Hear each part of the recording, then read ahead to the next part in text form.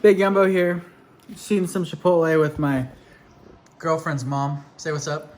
I've got all this dirty laundry here. You know, it's like thrift leftovers with some stains on them. So I'm just gonna show you what I got. What I got at Chipotle was I got a what I do is I get a salad, and then you put rice and beans and meat on the salad. Then you get a tortilla on the side. That's a trick. You rip your tortilla and you make little tacos out of it. The people at Chipotle, they were like, "Oh, we won't have chicken for like a long time." She doesn't know what to get there, so I tell her to just get the steak. She don't even like steak like that. And then in the background, they're cutting up chicken. And she was like, "That's chicken right there." And he was like, "Oh, but we're cutting it. It's gonna take a while to cut." He's filling up a bucket full of chopped up chicken. And there's this one guy just sitting in there on his iPhone. He drank like 4 beers. Anybody seen a drunk at Chipotle before? That's right. You ever seen a drunk at Chipotle? Chug. What's that? Alright, so anyways, I'm gonna show you some of the stuff, show you how I wash the stuff and sell it on eBay. You see that? These are analog jeans. I typically wouldn't buy analog jeans. Pretty crappy. They barely ever sell. But what interested me in these was that they say the name Dylan Reeder right there. And Dylan Reeder is a professional skateboarder in like the kind of early to mid 2000s. And he was super influential, and he died when he was like 26. He got cancer, I think brain cancer. Oh. I know, right? He was like the most popular skateboarder. He's got super good style. He like, when he skates, he's like, "Your love has moved away." Kind of like a surf style. And he was the one who started doing like kind of cropped pants. He kind of made that popular. And basically everyone who skateboards kind of copies his style, but he's dead, and these jeans have his name on them. And yeah, I saw sold comps on eBay for over $100. So, you know, if you know anything about skateboarding, skateboarding stuff always has pro skateboarders' names on it because they're sponsored. But yeah, here is a Madewell t-shirt. What would you call this? looks like a dress. No, I think it's like a t-shirt dress. T-shirt dress. Yeah, I found it in the thrift today for I think $3.99. Had a couple deodorant marks on it though, so that's why it's here to be washed. This also was from the thrift today, the regular thrift. I think I paid $4.99 for this. But I was going to take photos of it, and I see it's got some marks on it. Crazy Shirts Hawaii. I've sold the same exact one for $18.88 plus shipping before. Oh, we got a little vintage shirt with an eagle on it for the Limb vintage tag. It's kind of cool. What you think? Yeah, that is cool. Single stitch. I don't know, maybe 15 bucks for that. Another cool little bins find. Cool. Literally. These are just women's shorts. And it's gross. I put them on my face. Most people wouldn't get something out of the bins and then put it on their face. Ooh, that one stinks. But I'll do it all day. Reebok sucks. I would never buy Reebok. Unless it was...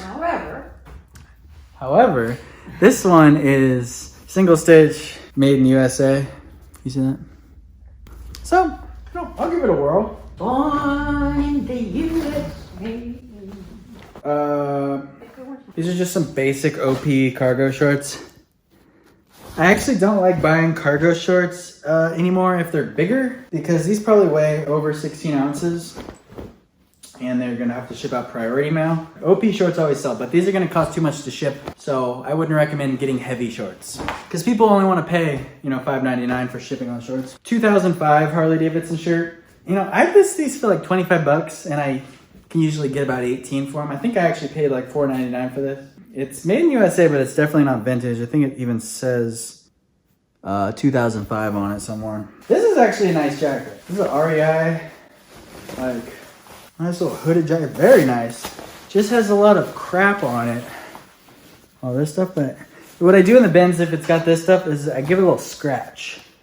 And if the scratch, it starts to like move around with the scratch, then it's good to go. I grab it, you know? And it's a men's XL. Good size. Yeah. Ooh, we got a little, this is from the bins. I was having a bad day at the bins, but I found this. It's like a Lululemon Sports Bra. This is a really specific model. If you sell Lululemon, you want to make sure you put the specific model in there. You get a lot more money. Well, not a lot more, but you get... Somebody will buy that? A bra thing? Yeah, it's Lululemon, dude. Well, It's probably like 20, 25 bucks. Really? That's what you'll get for it? So like on the bras for Lululemon, usually like there's these little sleeves where you can slide in like a padding thing. And then if you go into that, you gotta flip it inside out. You will find the size dot. These are my underwear. I throw them in with the rest of the stuff. These are my socks. I got this shirt at the Benz. It's Patagonia. Oh, really? Yeah. I kind of like your little outfit today. Oh, thanks. Mm-hmm. It had the sleeves cut off. I tried to sell it on eBay. Nobody would buy it because the sleeves are cut off. So I just decided. So you thought, hey, I'll show them. This is a distressed affliction shirt. Are you still recording? You can see it says Our Chair Affliction. Our Chair by Affliction. So this is some sort of affliction like sub brand, which might not be that great. But I guarantee you, also this shirt, Omni-Wool, this is a really cool brand. They make like, I've sold one of these before, so I didn't even have to look it up. It's just like a really basic looking like long sleeve light sweater / t-shirt thing. But it's made out of wool. The company is called Omni-Wool. Well, be careful when you... I know, I ruined... Let me show you something. So I found this Territory Ahead men's medium wool sweater, and I was like, okay, I'll just wash it on cold. Look at this thing. No. I don't think wool is meant to be washed. I hate wool so much, and this would have been a good sweater. Territory Ahead, probably $30. Maybe you can sell it to like a 10-year-old. Well, I was thinking maybe I could sell it as a women's medium now, but it's such a funky shape to it now. Yeah. And I didn't even dry it. I just put it in the wash. It's made in Italy. It's merino, extra fine. Yeah. Yeah. I mean, I ruined that. Oh, it's part cashmere. It's part cashmere? Yeah. No, it's not. Oh, it's part cashmere. Yeah, I ruined that. Oh, I don't know. So, I don't know what to tell you about wool. I don't know. This is my underwear. This is nice looking. It's just a North Face women's hoodie. But I'm sure there's a stain on it somewhere because it made it to her house. And throughout the week, I go to the bins every single day. I go to the thrift store every day, and I just throw it in the pile. Yeah, North Face. Yeah. You don't really need to know much about that. And this is like 90% bin stuff, so you know, it's pretty good for paying $1 for it. Oh, these are my jeans. Billabong. I sell a ton of Billabong stuff, and I actually find a lot of vintage Billabong, which sells really great. Billabong sells really great right now. Volcom sells really great. What are the other ones? Hurley. Oh, Ruka. It's spelled RVCA. What's another brand like that? They all sell really well. Volcom, Billabong, Hurley. Oh, here's a good one for you. I don't know if these ones are going to be that great because they're kind of crappy condition, but Fox. These are like Never heard of it. motocross pants. Oh, yeah. I found these at the bins. They had tons of stains on them, but I got most of the stains out. They just got a little fraying around here. So I was like, maybe I could just shave it off. O'Neill is the other brand that I was thinking of. O'Neill dirt bike pants and O'Neill jerseys. They sell great right now. Alright, so this is my process for spot treating stains. It only works about 50% of the time. But here we got a little BKE shirt with a nice little stain on the, I don't know what you call that, button flap. The special chemicals that I like to use are Dawn and Shout. It's my cocktail that I came up with. First you hit it with a little Shout, and you just really scratch it in there. I think, in my brain, the Shout gets out the color stains, like yellow or red or Sharpie or whatever.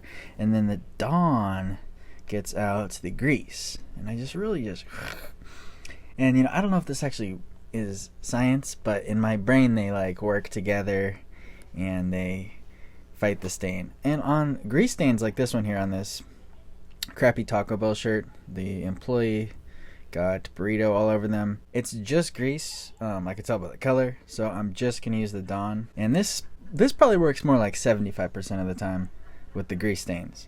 So a lot of people think you just can't get grease stains out, but if you just, you know, work the Dawn in there, wash it on warm, it typically comes out. Not science, I'm not promising anything, but that's what I do. So another thing I do is, on days where I'm doing laundry and stuff, if I have some black shirts, specifically Carhartt shirts or Dickies shirts, shut up, I will keep them up here if they have stains or holes or, let's see what I got. And I throw them up there, and then I bleach tie dye them, And they sell for pretty good money, especially the Carhartt ones. Oh, here it looks like I've got a Dragon Ball Z shirt. It's a primitive skateboarding one, so it's not very valuable.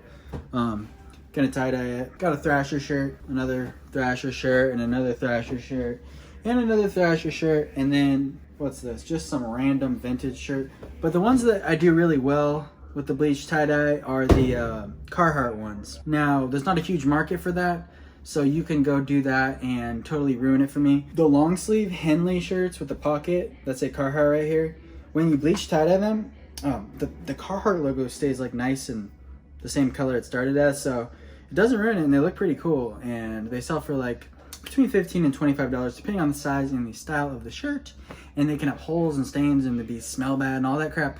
At the bins, you grab them, they're $1, and then you turn it into $25 potentially.